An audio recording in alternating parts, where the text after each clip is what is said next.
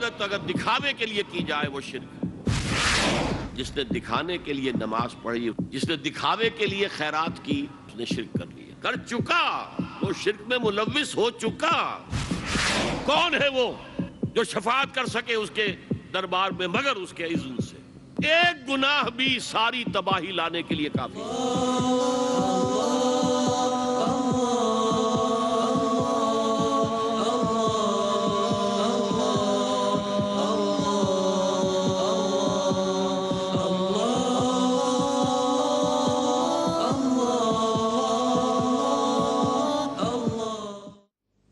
تو یقیناً اللہ تعالیٰ اپنے اس غیب کا کچھ حصہ انبیاء کو دیتا ہے تو وہ نبی بنتے ہیں نا، ورنہ عام انسانوں اور نبی میں کیا فرق ہوا؟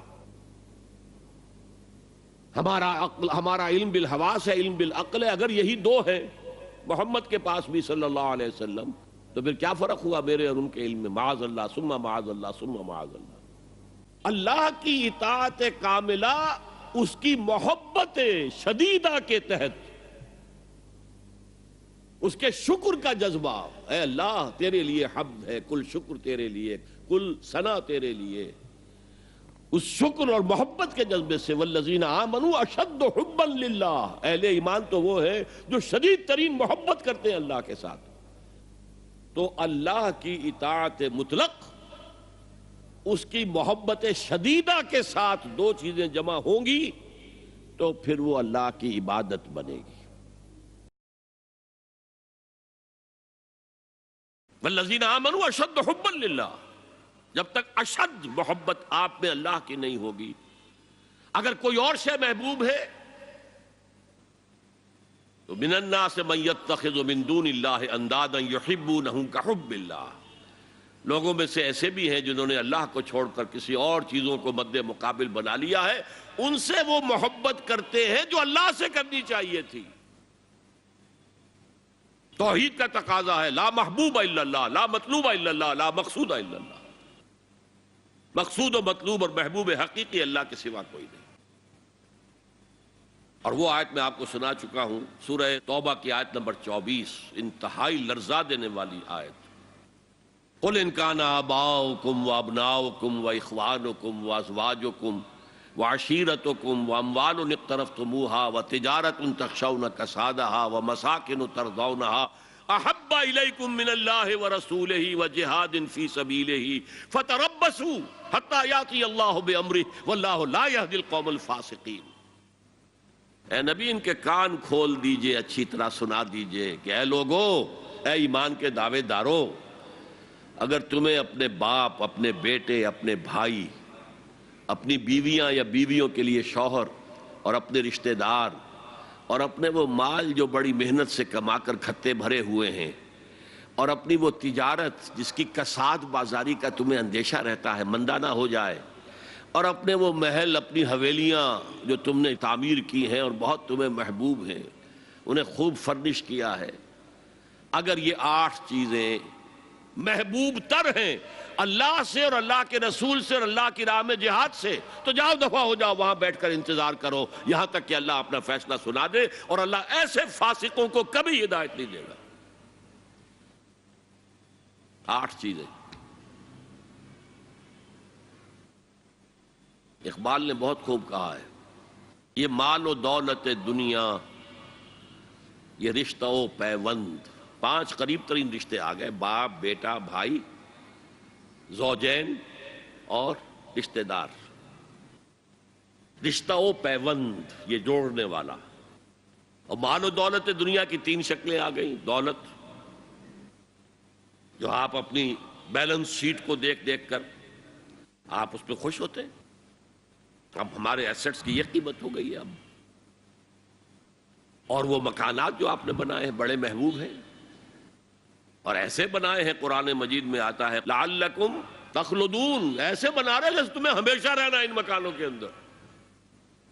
اور وہ کاروبار جن میں تمہیں اندیشہ رہتا ہے کہ کہیں کساد نہ ہو جائے، کوئی ڈپریشن نہ آ جائے۔ یہ 8 چیزیں، یہ مال و دولت دنیا 3، یہ رشتہ و پیوند، بتان وہم و گما لا الہ الا اللہ، یہ سب وہم و گمان کے بت ہیں جن کی پرستش میں تم لگے ہوئے ہو۔ ان سب کی پرستش چھوڑو تو لا الہ الا اللہ کا حق ادا ہوگا۔ اب اس اصول کو بھی اپلائی کرنا شروع کیجئے۔ آئیے انڈیویجول لیول پر، دولت کی محبت۔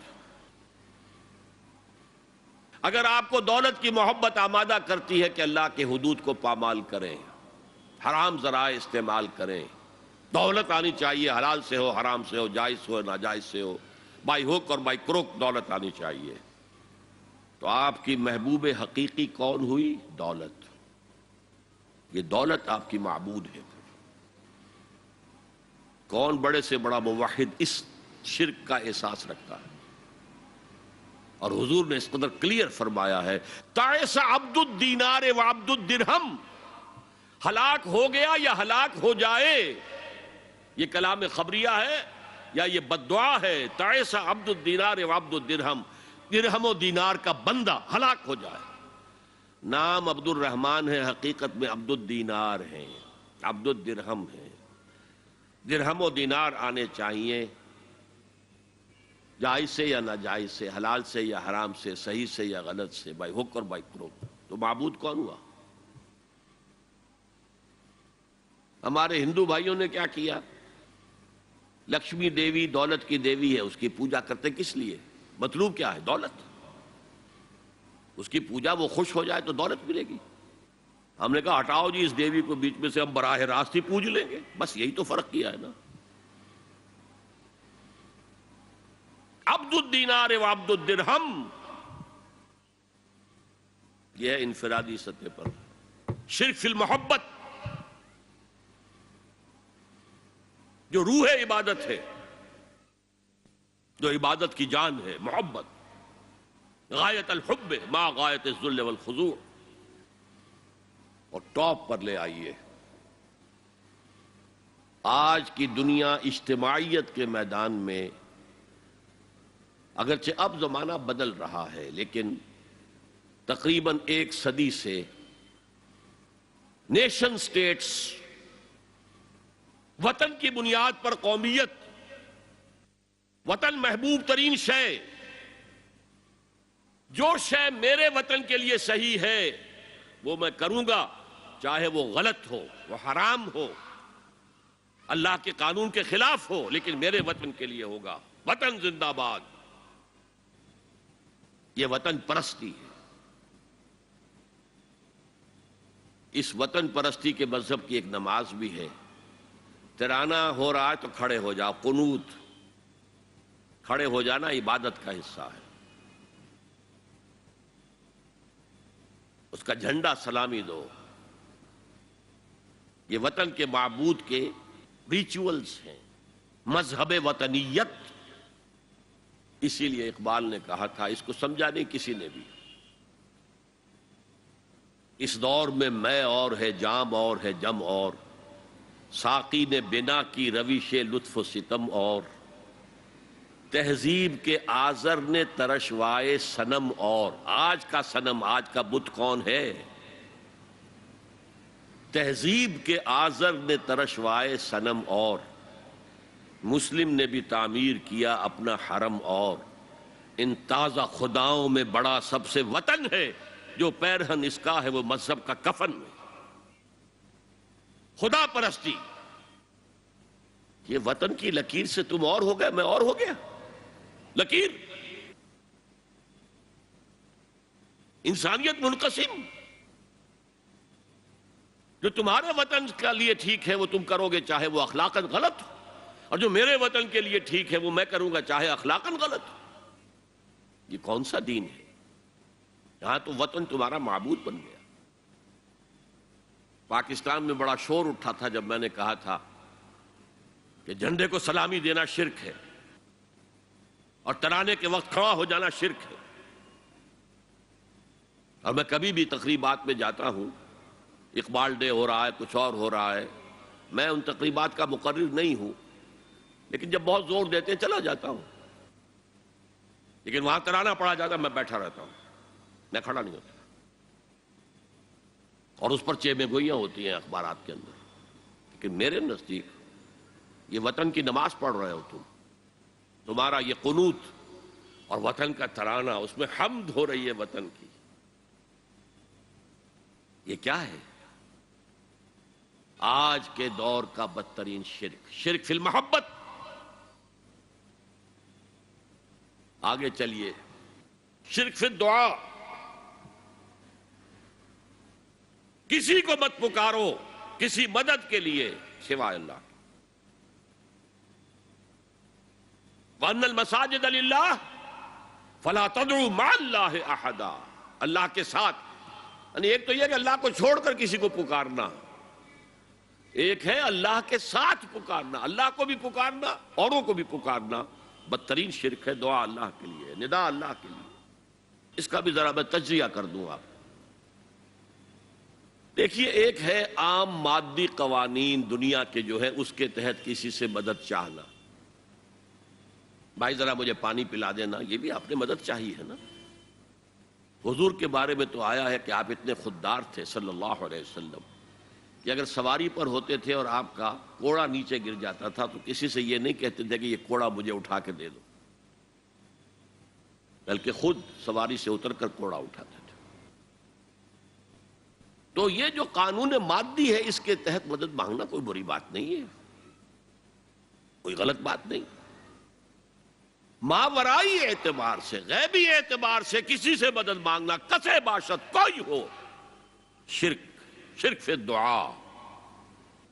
ان المساجد للہ فلا تدعوا مع اللہ احدا۔ ایک ہے استعارتن، اقبال کہتا ہے ہمالا اے فصیل کشور ہندوستان، تو یہ خطاب بالکل ایک استعارہ سا ہے۔ اسی معنی میں مولانا حالی نے اپنی مسدس کے اختتام پر جو مناجات لکھی ہے، خاصہ خاصان رسول وقت دعا ہے، امت میں تیری آ کے عجب وقت پڑا ہے، وہ دی جو بڑی شان سے نکلا تھا وطن سے، پردیس میں وہ آج غریب الغربا ہے۔ تو اس معنی میں اس لفظ استعمال ہو جائے تو اس پر بہت زیادہ الرجک بھی نہیں ہونا چاہیے،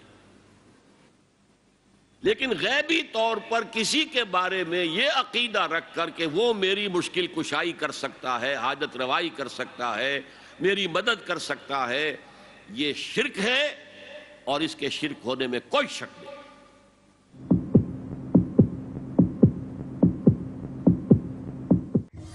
ستیزہ کار رہا ہے ازل سے تا امروز، چراغ مصطفی سے شرار بولہبی۔ ازل سے جاری ہے ایک فکری و عملی کشمکش، الہادی گمراہیوں کے اندھیرے ہیں ایک طرف اور اسلام کی روشنی ہے دوسری طرف۔ اللہ ولی الذین آمنوا یخرجہم من الظلمات الی النور، اللہ دوست ہے اہل ایمان کا، نکالتا ہے ان کو ان اندھیروں سے نور اسلام کی طرف۔ الحاد کہتے کس کو ہے؟ الحاد کی تاریخ اور اس کے اسباب و عوامل کیا ہے؟ اس کے نتائج اور عملی مظاہر کیسے معلوم ہو اور کیسے پہچان ہو نور اسلام کی؟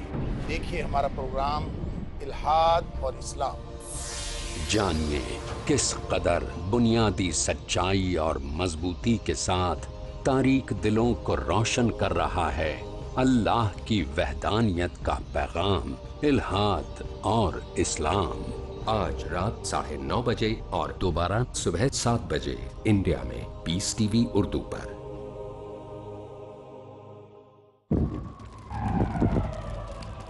Dialogue, discussion, debate, rebuttal, conclusion.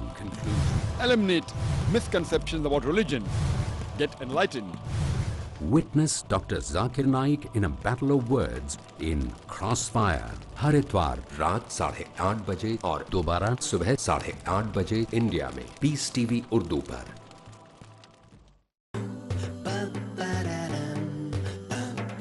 Zain Bhika and Daud Wansby Ali.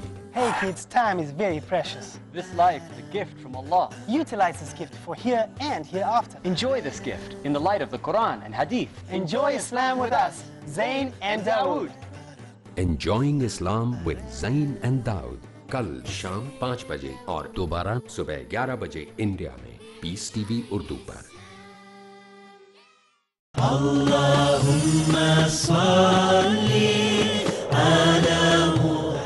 احادیث نبوی صلی اللہ علیہ وسلم.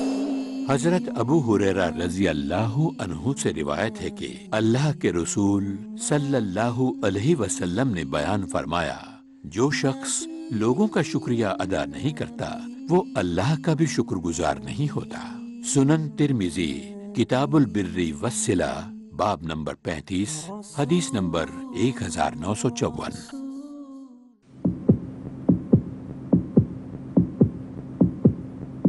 ان المساجد للہ فلا تدعوا مع اللہ احد. اب دیکھیے ہمارے یہ فرشتے یہاں بیٹھے ہیں نا، ہم کہہ سکتے ہیں ذرا بھائی میرا یہ کام کر دینا؟ نہیں کہہ سکتے. جبرائیل کو پکار سکتے ہیں، اے جبرائیل ذرا میرا یہ کام کر دینا؟ نہیں، وہ عالم غیب کی شے ہے. کسی ولی اللہ کی روح کو پکار کر کہنا کہ میری یہ مشکل دور کر دے؟ نہیں. اللہ سے کہیں، اللہ کو پکارے، اللہ جس کے ذریعے سے چاہے آپ کی ضرورت پوری کر دے. پکارو اللہ کو.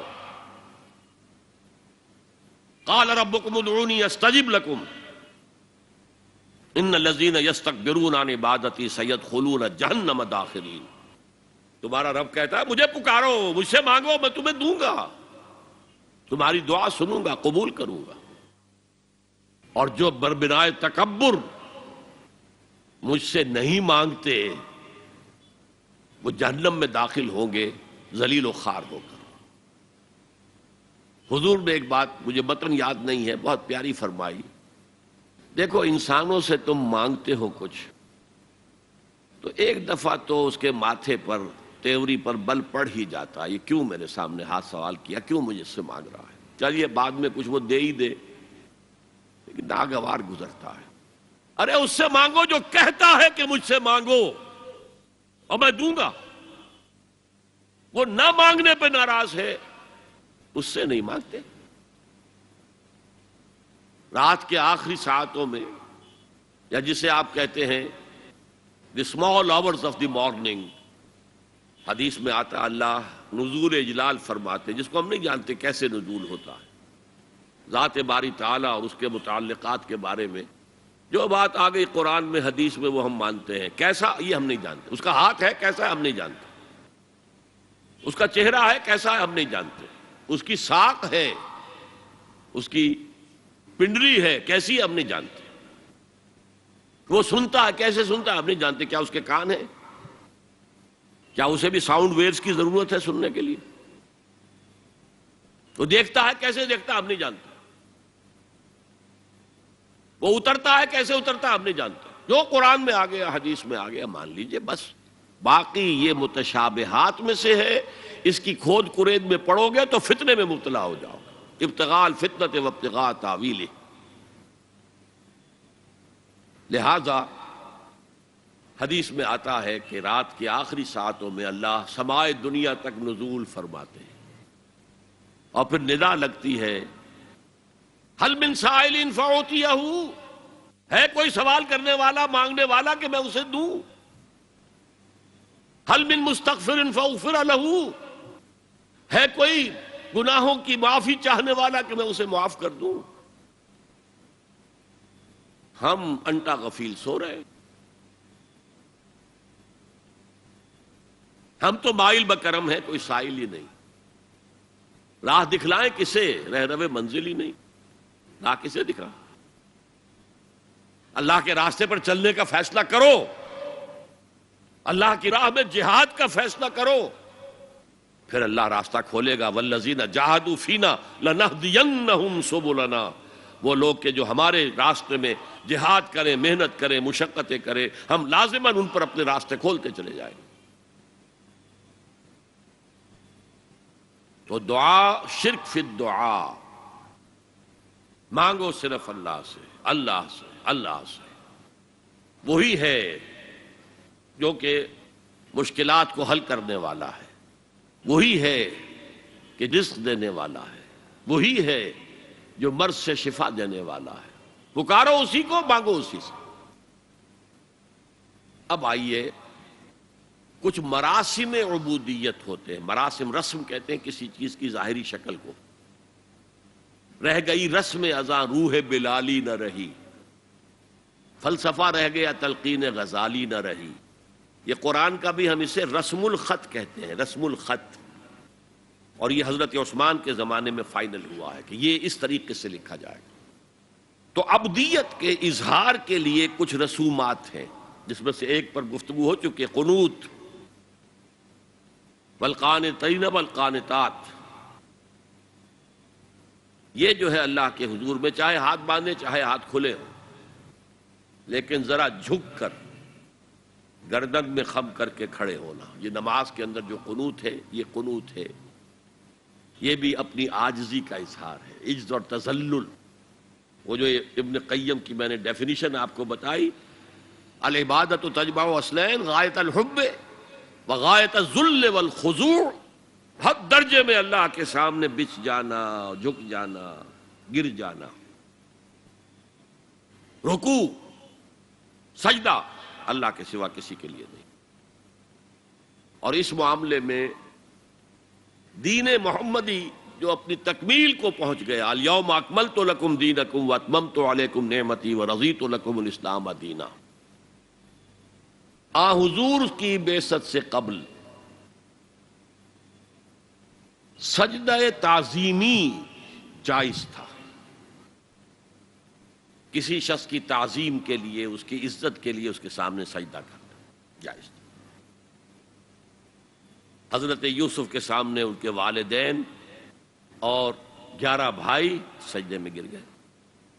بچپن میں خواب دیکھا تھا اور 40-50 سال بعد اس کی تعبیر بالفعل ایک اس واقعے کے طور پر سامنے آ گئی۔ سجدہ کرنا، جھکنا، سجدہ کرنا، یہ جائز تھا سجدہ تعظیمی۔ حضور پر شریعت مکمل، توحید مکمل، اب ہر نوع کا سجدہ حرام مطلق ہے سوائے اللہ کے کسی کو۔ ہمارے مسلمانوں نے بھی اپنے دور ملوکیت میں سجدہ تعظیمی شروع کرا، عدالت کے اندر بادشاہ کے دربار میں جا رہے تو سجدہ، سر جھکا کر رکوع کی حالت میں۔ یا آپ کے پڑوس میں جو حیدرآباد کی ریاست تھی، سلام کیسے کرتے تھے، کتنے جھکتے تھے، اور پھر وہ جھک کر وہ سلام ہو رہے۔ یہ مشرکانہ فعل ہے، مغلیہ دربار میں بھی تھا۔ شیخ احمد سرہندی رحمۃ اللہ علیہ نے کہا غلط ہے، حرام ہے، جائز نہیں۔ دربار میں شکایت پہنچ گئی، آخر مخبری کرنے والے بھی تھے، حاسد بھی تھے، وَمِن شَرِّ حَاسِدٍ إِذَا حَسَدَ، طلبی ہو گئی، بلایا گیا دربار میں حاضری، اور ایسا اہتمام کیا گیا کہ جب حضرت مجدد آگے آئیں بادشاہ تک جانے کے لیے تو درمیان میں ایک دیوار سی حائل کر کے اس میں کھڑکی کھول دی کہ اس میں سے جھک کر گزریں گے نا تو رکوع کسی درجے میں تو ہو جائے گا۔ رکوع بھی سجدے ہی کی ایک شکل ہے، سجدے کا ہاف کہہ لیجئے، لیکن یہ کہ جب آیات سجدہ آتی ہیں قرآن مجید میں تو عام نمازوں میں دیکھتا ہوں کہ وہ آیات سجدہ والی آیات پڑھی نہیں جاتی، حالانکہ ان کی ایک خاص کیفیت ہے۔ تراویح میں تو پڑھی جاتی ہے لیکن پہلے بتا دیتے ہیں کہ یہ دوسری رکعت میں یا پہلی رکعت میں سجدہ آ رہا ہے تو لوگ تیار ہوتے ہیں، لیکن رکوع بھی اگر فوراً ہو جائے آیت سجدہ کے بعد تو اس سے بھی اس سجدے کا حق ادا ہو جاتا۔ بہرحال حضرت شیخ مجدد رحمت اللہ علیہ دربار میں آئے تو اس کھڑکی میں سے پہلے پاؤں گزارے، پھر اپنا سر نکالا، پھر جیل میں ڈال دیے گئے، کوئی پرواہ نہیں۔ حاضر ہوا میں شیخ مجدد کی لحد پر، وہ خاک کے ہے زیر فلک مطلع انوار، گردن نہ جھکی جس کی جہانگیر کے آگے، جس کے نفس گرم سے ہے گرمی احرار، وہ ہند میں سرمایہ ملت کا نگہباں، اللہ نے بر وقت کیا جس کو خبردار۔ دین الہی، دین محمدی کے خاتمے کا اعلان تھا۔